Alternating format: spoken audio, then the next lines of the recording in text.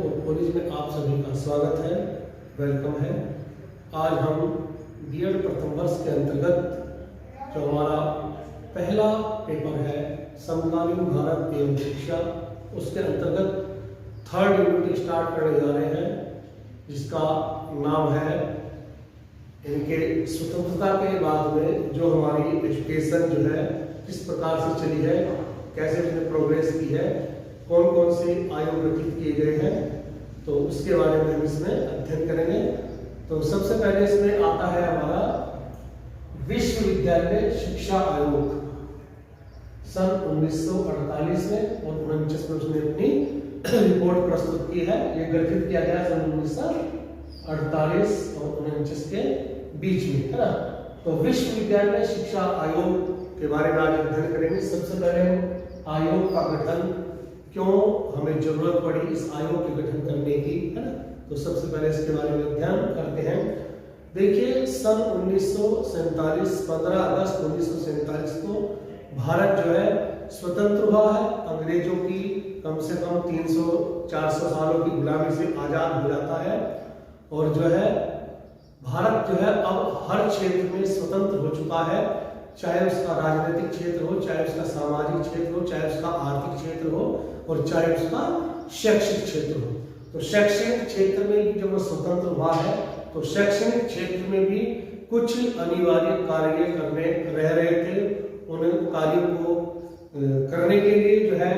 हम लोगों ने उसमें अच्छे कुछ प्रयास किए हैं। चारों तरफ से मांग उठ रही थी कि हमारी शिक्षा जो है, चाहे प्राथमिक शिक्षा हो, चाहे आपकी माध्यमिक शिक्षा हो, चाहे उच्च शिक्षा हो, उसमें कुछ ना कुछ अब जब हम स्वतंत्र हो गए हैं तो उसमें आवश्यक संशोधन परिवर्तन जो है किया जाना चाहिए।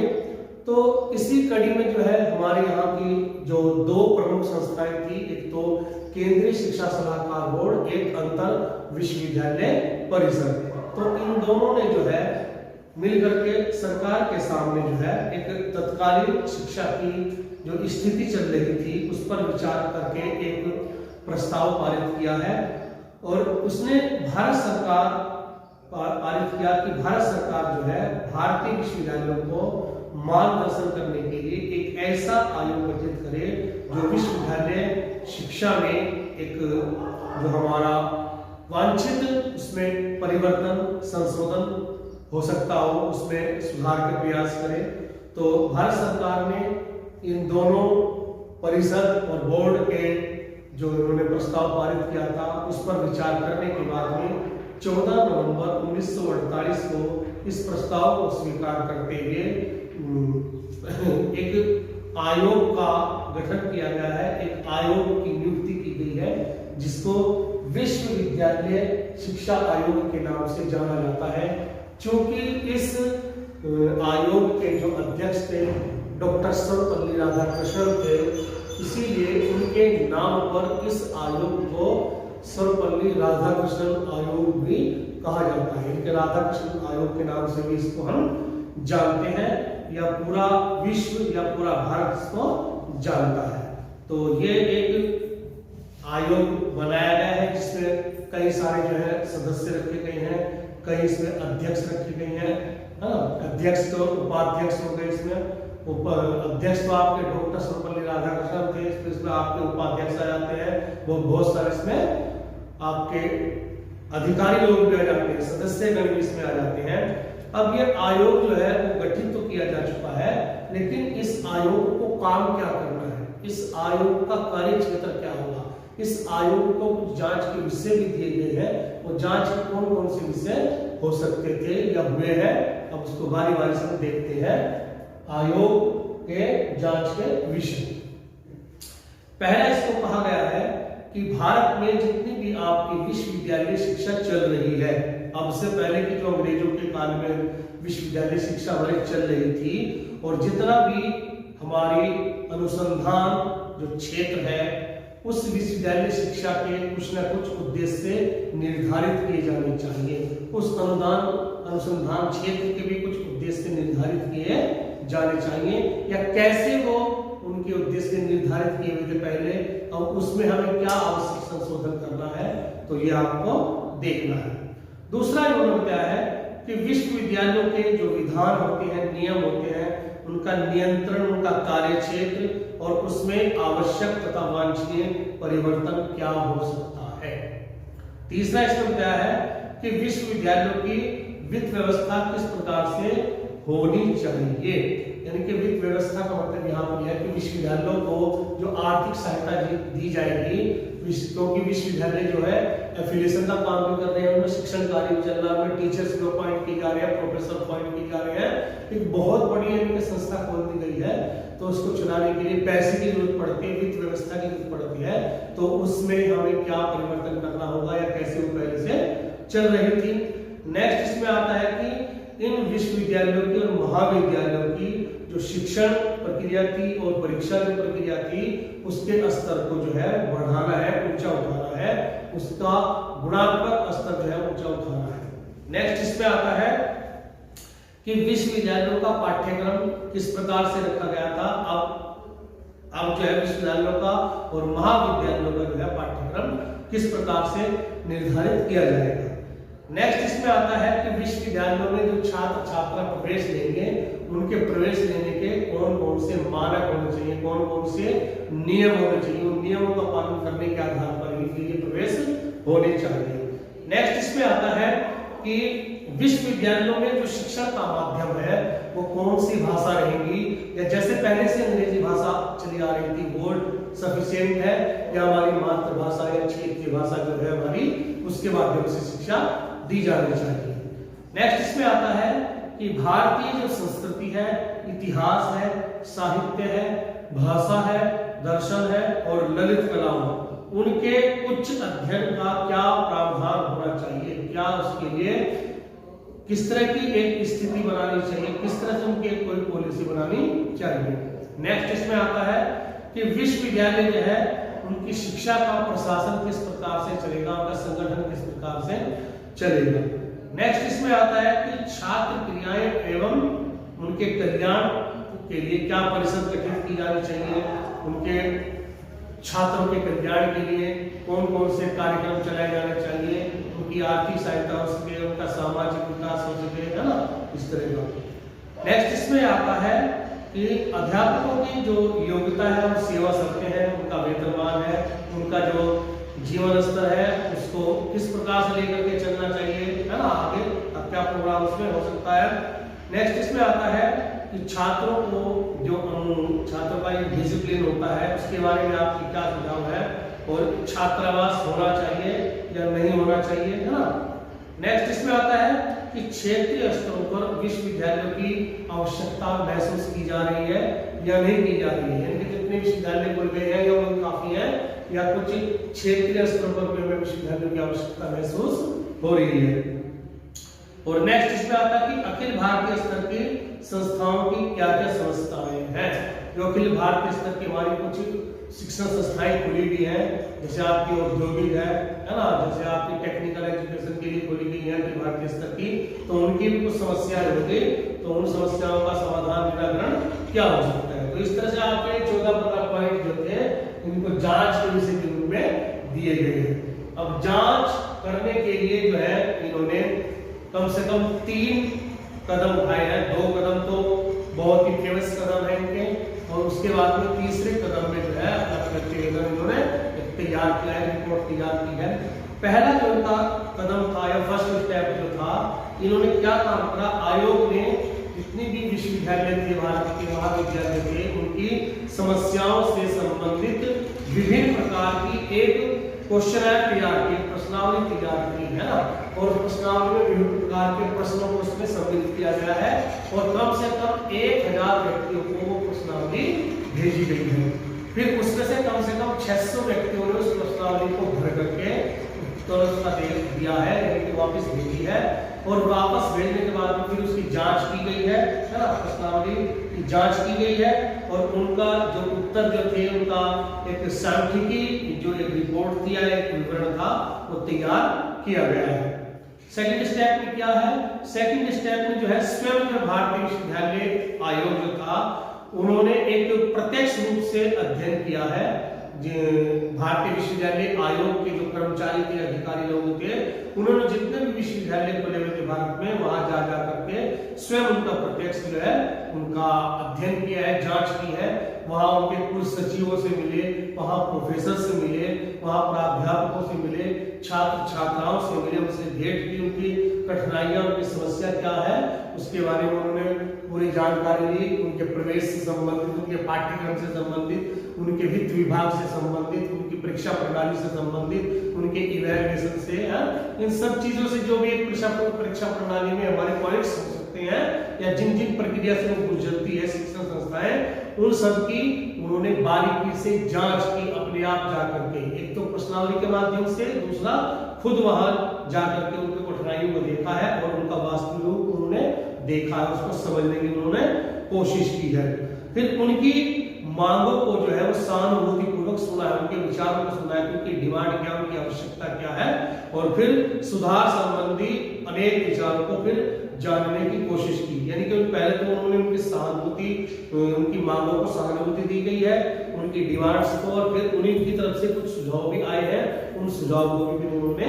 सुना है। तो आयोग ने इस स्टडी का एक पूरा लेखा जोखा भी तैयार कर लिया था। फिर तीसरे कदम में क्या हुआ, आयोग ने इन दोनों अध्ययनों के आधार पर विचार विमर्श करके एक विस्तृत रिपोर्ट जो है वो तैयार की है और 25 अगस्त 1949 को भारत सरकार को अपना एक प्रतिवेदन उन्होंने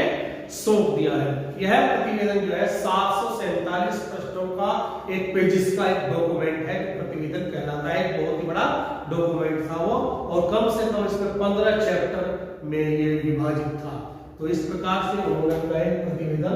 भारत सरकार को सौंप दिया है 1949। अब जो आयोग ने अपना प्रतिवेदन दिया है, उस प्रतिवेदन में उन्होंने कौन कौन से अपनी सिफारिशें दी है, कौन कौन सा उन्होंने अपना जो है सुझाव दिए हैं, रिकमेंडेशंस दी है, उसके बारे में हम अब धीरे धीरे पढ़ने की कोशिश करेंगे। सबसे पहले उन्होंने दिया है विश्वविद्यालय शिक्षा का प्रशासन एवं वित्त व्यवस्था, यानी कि उनकी सिफारिशें आती है पहले विश्वविद्यालयों के प्रशासन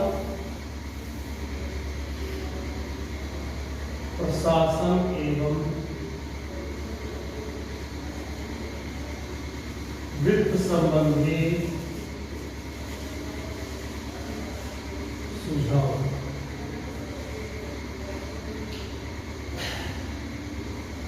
कैसा वहां पर वित्त व्यवस्था चलेगी, कैसी वहां पर प्रशासन प्रक्रिया चलेगी, कौन सरकारें उनको संभालेगी, राज्य सरकारें, केंद्र सरकारें, उनका क्या उत्तरदायित्व होगा इस शिक्षा के प्रति, विश्वविद्यालयों की शिक्षा के प्रति, वो अपना कर्तव्य किस प्रकार से निभाएंगे, कौन कौन सी उनकी ड्यूटी लगा रखी है, ये सारा का सारा प्रशासन का वित्त व्यवस्था के अंतर्गत आ जाएगा। तो इन्होंने बताया है कि उच्च शिक्षा को समवर्ती सूची में रखना चाहिए। देखिए, अगर पॉलिटिकल वे में लेकर के चले तो 3 सूचियां होती हैं, एक तो होती है केंद्र सूची, दूसरी होती है राज्य सूची और तीसरी होती है समवर्ती सूची। केंद्र सूची में सिर्फ केंद्र सरकार ही अपने कानून बनाती है और राज्य सूची में राज्य सरकार कानून बनाती है, विधेयक पास करके भी कानून बनता है, और जो तीसरी समवर्ती सूची है इसमें दोनों को विधेयक प्रस्तुत करना, कानून बनाने का अधिकार मिलता है। तो ये उच्च स्तर की जो शिक्षा है इसको समवर्ती सूची में रखने का उन्होंने सुझाव दिया है। इसकी व्यवस्था करना फिर केंद्र और प्रांतीय सरकारों का संयुक्त उत्तरदायित्व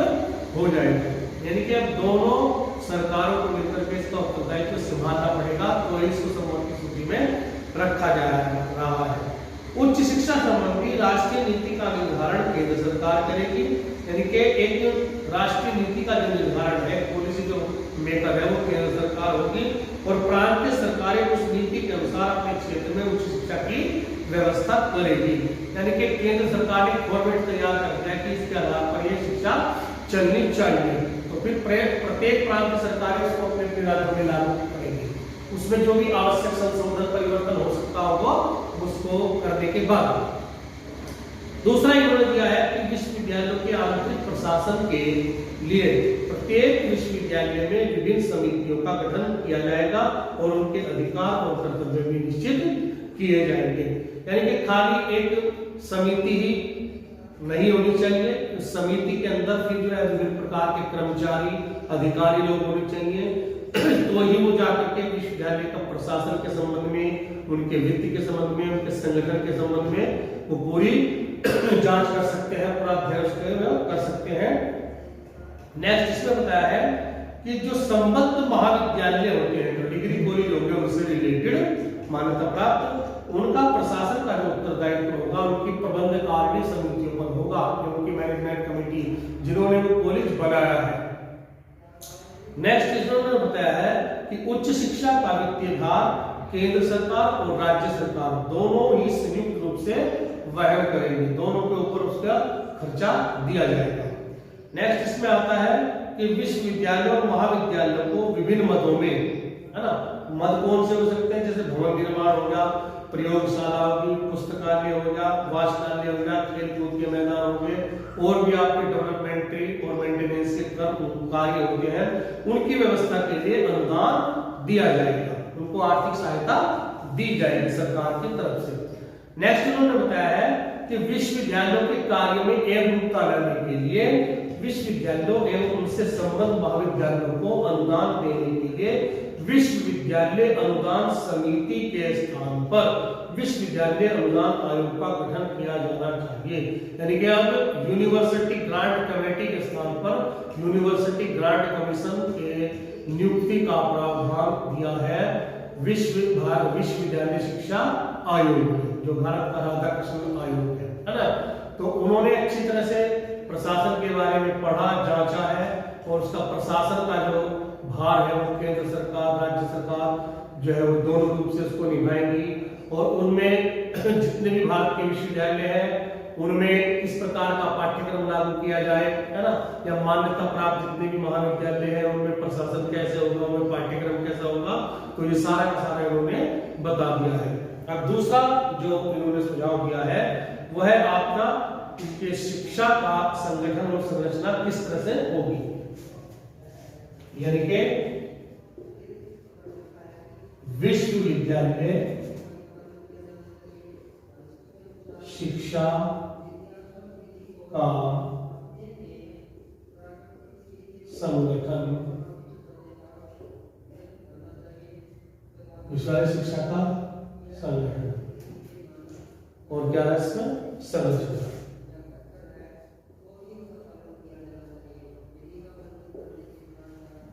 उसका स्ट्रक्चर क्या होगा शिक्षा का, उसका संगठन किस प्रकार से होगा, इसके बारे में भी हम चर्चा करते हैं। जैसे उन्होंने बताया है कि उच्च शिक्षा का संगठन जो है वो 3 स्तरों पर किया जाएगा। जैसे आपका हो गया स्नातक स्तर, बीए बीएससी बीकॉम, दूसरा आपका स्नातकोत्तर या प्रास्नातक स्तर जिसको आपको एमए एमएससी एमकॉम वगैरह भी कह सकते हैं, तीसरा है आपका अनुसंधान का जो क्षेत्र है। तो 3 स्तरों पर शिक्षा का जो संगठन है वो किया जाना चाहिए। अब इन्होंने बताया कि जो स्नातक का जो पाठ्यक्रम है वो 3 साल का होना चाहिए, और जो आपका पीजी कोर्स जो है प्रास्नातक वो 2 साल का होना चाहिए, और जो भी शोध कार्य किया जाएगा उसका न्यूनतम जो कार्यकाल होगा वो 2 साल का होना चाहिए। नेक्स्ट उन्होंने बताया है कि उच्च शिक्षा का जो वर्गीकरण है 3 वर्गों में किया जाना चाहिए। जैसा आपका कला होता है, आर्ट वगैरह, विज्ञान होती है साइंस, और व्यवसायिक एवं तकनीकी, यानी कि व्यवसायिक शिक्षा होगी और तकनीकी होगी, साइंस की होगी, आर्ट की, 3 इस वर्गों में इसको विभाजित किया गया है। नेक्स्ट उन्होंने बताया कि व्यवसायिक तकनीकी शिक्षा को आगे 6 वर्गों में विभाजित किया जाए। जो आपकी तीसरे स्तर की शिक्षा है व्यवसायिक और तकनीकी, इसको 6 भागों में डिवाइड कर दिया गया है। 6 भाग कौन कौन से हैं, जैसे आपका कृषि का है, जैसे आपका वाणिज्य का है, जैसे आपका इंजीनियरिंग एवं तकनीकी का हो गया, जैसे आपका चिकित्सा हो गया, कानून की शिक्षा होगी, और शिक्षक प्रशिक्षण शिक्षा भी होगी आपकी। तो 6 विभाग इसके खोल दिए गए हैं। नेक्स्ट इसमें आता है कि विश्वविद्यालयों में कला, विज्ञान और विभिन्न व्यावसायिक तकनीकी शिक्षा के लिए अलग अलग विभाग खोले जाने चाहिए। यानी कि कला का विभाग, आर्ट डिपार्टमेंट, साइंस डिपार्टमेंट, और आपका vocational and technical education department, ये अलग अलग डिपार्टमेंट होने चाहिए, उनका एक एक कन्वीनर इंचार्ज होना चाहिए, और उसके नीचे फिर जो है उनको सपोर्ट करने के लिए उनके 2-2-3 जो है अधिकारी कर्मचारी उसमें होने चाहिए। नेक्स्ट उन्होंने बताया है कि कृषि, वाणिज्य, इंजीनियरिंग एवं तकनीकी, चिकित्सा और शिक्षक प्रशिक्षण के लिए स्वतंत्र संबद्ध महाविद्यालय भी खोले जाने चाहिए। यानी कि अब तक जो है विश्वविद्यालयों में ये शिक्षा हो रही थी, लेकिन अब उनसे मान्यता प्राप्त जो है महाविद्यालय भी खोले जाने चाहिए, जिनमें कला, आपकी कृषि की शिक्षा हो, वाणिज्य की शिक्षा हो, इंजीनियरिंग की शिक्षा हो, चिकित्सा शास्त्र की शिक्षा हो, उसमें है ना, और आपका शिक्षक प्रशिक्षण के लिए उसमें प्रावधान होना चाहिए। नेक्स्ट इसमें आता है कृषि की उच्च शिक्षा एवं शोध कार्य के लिए अलग से कृषि विश्वविद्यालय स्थापित किया जाना चाहिए। ये एक राधाकृष्ण आयोग ने ही ये उसको श्रेय जाता है कि उन्होंने ग्रामीणों के लिए जो कृषि की शिक्षा की उच्च शिक्षा की बात करी है, उसके शिक्षण के लिए, उसके शोध कार्य के लिए अलग से कृषि विश्वविद्यालय खोलने की बात उन्होंने कही है। नेक्स्ट इसमें आता है कि ग्रामीणों की उच्च शिक्षा के लिए, ग्रामीणों की उच्च शिक्षा के लिए ग्रामीण क्षेत्रों में ग्रामीण विश्वविद्यालय स्थापित किए जाने चाहिए और उनसे संबद्ध महाविद्यालय भी वहां पर स्थापित किए जाने चाहिए। ये भी श्रेय को जाता है कि इन्होंने ग्रामीण क्षेत्रों में ग्रामीण विश्वविद्यालय खोलने की बात की है, फिर उनसे एफिलिएटेड जितने भी महाविद्यालय आसपास हो सकते हो तो वो महाविद्यालय खोलने की बात की है, जिससे जो आसपास के क्षेत्रों में जो लड़के या लड़कियां छात्र छात्रा है, उनको अगर कृषि की उच्च शिक्षा लेनी है तो वो दूर दराज न जाकर के उन्हीं के क्षेत्रों में उस सर्वसुलभ उनको हो जाए, उसकी उचित व्यवस्था वहां पर हो जाए।